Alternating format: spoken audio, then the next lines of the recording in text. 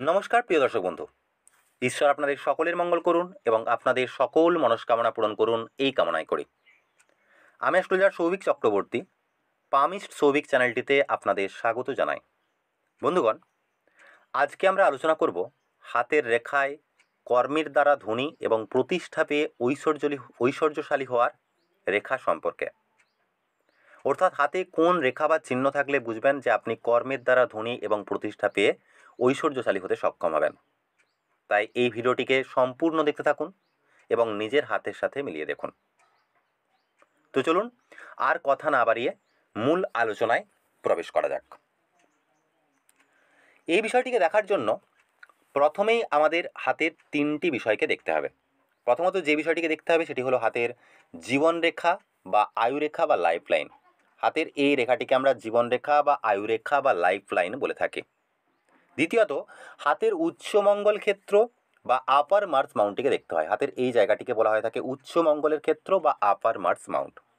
এবং এর সাথে সাথে হাতের রবির ক্ষেত্র বা রবি পর্বতটিকে দেখতে হয়। অর্থাৎ হাতের এই জায়গাটিকে আমরা রবির ক্ষেত্র বা রবি পর্বত বলে থাকি।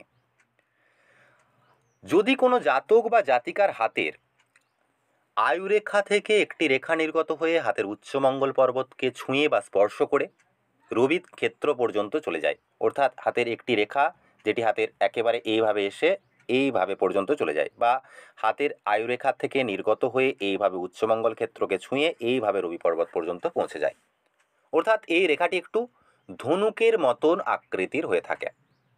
এই ধরনের রেখা যদি কোনো জাতক বা জাতিকার হাতে উৎপন্ন হয়ে থাকে, সেই জাতক বা জাতিকারা নিজের পরিশ্রমে, নিজের চেষ্টায়, নিজের রিস্ক টেকিং অ্যাবিলিটির গুণে মান, যশ এবং সম্পদশালী হতে অবশ্যই সক্ষম হয়ে থাকেন। এ নিয়ে কোনো সন্দেহের অবকাশ নেই। এবার দেখাবো দ্বিতীয় চিহ্ন বা দ্বিতীয় সংকেতটির বিষয়ে। এক্ষেত্রে হাতের দুটি ক্ষেত্রকে দেখতে হয়। হাতের চন্দ্রক্ষেত্র, অর্থাৎ হাতের এই জায়গাটিকে আমরা চন্দ্রক্ষেত্র বা মুন মাউন্ট বলে থাকি, এবং এর সাথে সাথে হাতের রবির ক্ষেত্র বা রবি পর্বত, অর্থাৎ হাতের এই জায়গাটি হলো রবির ক্ষেত্র বা রবি পর্বত বা সান মাউন্ট। এই দুটি জায়গাকে দেখতে হয়। অবশ্যই এই দুটি ক্ষেত্র একটু উঁচু, একটু ফোলা এবং নির্দোষ থাকা দরকার। এই দুটি ক্ষেত্র যেন দাবা বা নিচু না থেকে থাকে, এবং এখানে যেন কোনো তিল চিহ্ন, কোনো ক্রস চিহ্ন বা কোনো অশুভ চিহ্ন যেন না থেকে থাকে। এবং এর সাথে সাথে যদি কোনো জাতক বা জাতিকার হাতে রবি পর্বত থেকে বা রবির ক্ষেত্র থেকে একটি রেখা নির্গত হয়ে একেবারে চন্দ্রক্ষেত্র পর্যন্ত এইভাবে চলে আসে, বা যে কোনো প্রকারে রবি পর্বত থেকে একটি রেখা উৎপন্ন হয়ে এইভাবে চন্দ্র পর্বত পর্যন্ত পৌঁছে যায়, তাহলে এরাও কিন্তু নিজের কর্মগুণে ধনী এবং ঐশ্বর্যশালী হতে সক্ষম হয়ে থাকেন। নিজের জন্মস্থান থেকে দূরেও এদের নাম, যশ, পদ, প্রতিপত্তি বৃদ্ধি পেয়ে থাকে।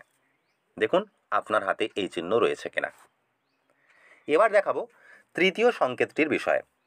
এই বিষয়টিকে দেখবার জন্য হাতের শিরোরেখা এবং হাতের হৃদয় রেখা, এই দুটি রেখাকে, অর্থাৎ দুটি প্রধান রেখাকে আমাদেরকে দেখা প্রয়োজন। অর্থাৎ হাতের এই রেখাটিকে আমরা শিরোরেখা বা মস্তিষ্ক রেখা বলে থাকি, এবং এর সাথে সাথে হাতের এই রেখাটিকে আমরা হৃদয় রেখা বা হার্ট লাইন বলে থাকি। হাতের এই দুটি রেখাকে অবশ্যই দেখতে হবে। হাতের শিরোরেখা এবং হৃদয় রেখার মাঝে যদি একটি যে কোনো প্রকারে এই ধরনের দীর্ঘ স্বতন্ত্র বা যে কোনো প্রকার একটি এই ধরনের দীর্ঘ স্বতন্ত্র ত্রিকোণ চিহ্ন থেকে থাকে, বা যে কোনো প্রকারের একটি ত্রিকোণ চিহ্ন থাকতে পারে, সেটি হাতের এই হৃদয় রেখা এবং মস্তিষ্ক রেখার মাঝে যে কোনো প্রকার একটি ত্রিকোণ চিহ্ন যদি এই ধরনের থেকে থাকে, তাহলে এটি অত্যন্ত শুভ। অবশ্যই মনে রাখতে হবে হাতের শিরোরেখা এবং মস্তিষ্ক রেখার সাথে যেন কোনো অশুভ চিহ্ন না থেকে থাকে। অর্থাৎ শিরোরেখা বা মস্তিষ্ক রেখায় যদি একাধিক জব চিহ্ন থেকে থাকে, তিল চিহ্ন থেকে থাকে, তাহলে কিন্তু এর ফল জাতক বা জাতিকারা পাবে না। যদি নির্দোষ বলবান দুটি রেখায় থেকে থাকে, অর্থাৎ শিরোরেখা এবং হৃদয় রেখা নির্দোষ হয়, এবং তার সাথে সাথে হাতের হৃদয় রেখা শিরোরেখার মাঝে এই ধরনের একটি স্বতন্ত্র ত্রিকোণ চিহ্ন উৎপন্ন হয়ে থাকে, তাহলে অবশ্যই এই সব জাতক বা জাতিকারা নিজের বুদ্ধি বলে, নিজের ডিসিশন ক্যাপাসিটির দক্ষতায় ধনী এবং ঐশ্বর্যশালী অবশ্যই হয়ে থাকেন। এবার দেখাবো চতুর্থ চিহ্ন বা চতুর্থ সংকেতটির বিষয়। এটি দেখার জন্য হাতের বৃহস্পতির পর্বত বা হাতের রবি পর্বত অর্থাৎ এই দুটি ক্ষেত্রকে দেখতে হয়, অর্থাৎ হাতের বৃহস্পতি পর্বত বা জুপিটার মাউন্টকে দেখতে হয়। এটি হলো হাতের বৃহস্পতির পর্বত বা জুপিটার মাউন্ট, এবং তার সাথে সাথে এটি হলো হাতের রবির ক্ষেত্র বা রবি পর্বত। এই দুটি ক্ষেত্রকে দেখতে হয়। অবশ্যই এই দুটি পর্বত যেন বলবান হয় এবং নির্দোষ থেকে থাকে, অর্থাৎ এই দুটি পর্বতই যেন একটু উঁচু, একটু ফোলা, এবং এই দুটি পর্বতে যেন কোনো অশুভ চিহ্ন না থেকে থাকে, কোনো তিল চিহ্ন যেন না থেকে থাকে। যদি এই ধরনের দুটি পর্বত হয়ে থাকে এবং এই দুটি পর্বতের ক্ষেত্রে যদি দুটি বিশেষ চিহ্ন থেকে থাকে, অর্থাৎ যদি হাতের বৃহস্পতি পর্বতে একটি স্বতন্ত্র এই ধরনের চতুষ্কোণ চিহ্ন, সেটি ছোট থাকতে পারে বা বড় থাকতে পারে, এবং রবির ক্ষেত্রে তিনটি রেখার সংযোগে একটি নক্ষত্র চিহ্ন বা স্টার চিহ্ন, অর্থাৎ একটি এই ধরনের রেখা, এই ধরনের রেখা এবং এই ধরনের রেখা, এই তিনটি রেখার সংযোগে একটি নক্ষত্র চিহ্ন বা স্টার চিহ্ন উৎপন্ন হয়, তাহলে এটিকেও কিন্তু অত্যন্ত শুভ মানা হয়। এরা নিজের কর্মের প্রভাবে ধনী এবং ঐশ্বর্যশালী হয়ে থাকেন। মান, যশ, পদ, প্রতিপত্তি অবশ্যই এরা লাভ করে থাকেন। দেখুন আপনার হাতে এই চিহ্ন রয়েছে কিনা। এবার দেখাবো শেষ সংকেত বা আজকের পঞ্চম সংকেতটির বিষয়ে। হাতে যদি একাধিক নির্দোষ বলবান ভাগ্যরেখা থেকে থাকে, অর্থাৎ হাতের যে কোনো স্থান থেকে উদিত হয়ে শনি পর্বত পর্যন্ত পৌঁছে যাওয়া যে রেখাগুলি থেকে থাকে, অর্থাৎ হাতের চন্দ্রক্ষেত্র থেকে উৎপন্ন হয়ে শনি পর্বত পর্যন্ত এইভাবে চলে যেতে পারে, হাতের মণিবন্ধ থেকে উৎপন্ন হয়ে এইভাবে শনি পর্বত পর্যন্ত চলে যেতে পারে, অথবা এই হাতটির মতনই হাতের আয়ুরেখা থেকে নির্গত হয়ে এইভাবে কিন্তু শনি পর্বত পর্যন্ত ভাগ্যরেখা পৌঁছে যেতে পারে। আরও বিভিন্ন ধরনের ভাগ্যরেখা হয়ে থাকে। সাধারণত শনির ক্ষেত্রের দিকে ধাবিত হওয়া রেখাগুলিকে আমরা ভাগ্যরেখা বলে থাকি।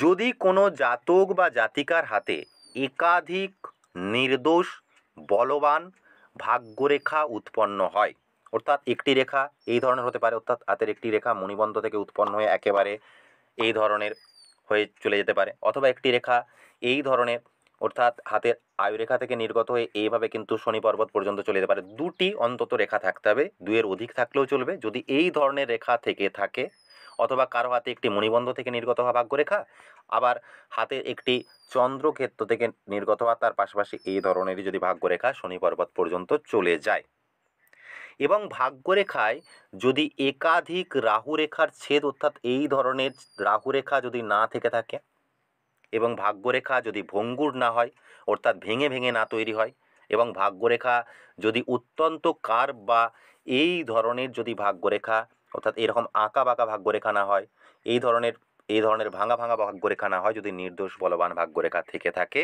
তাহলে অত্যন্ত এটিকে শুভ মানা হয়ে থাকে। এই ধরনের চিহ্ন থাকা জাতক জাতিকা বা একাধিক শুভ নির্দোষ বলবান ভাগ্যরেখা থাকা জাতক বা জাতিকারা অবশ্যই নিজের সক্ষমতা, নিজের শ্রম, নিজের কৌশল, নিজের প্রযুক্তি, অধ্যবসায়ের বলে ধনী, জননন্দিত এবং ঐশ্বর্যশালী হতে সক্ষম হয়ে থাকেন।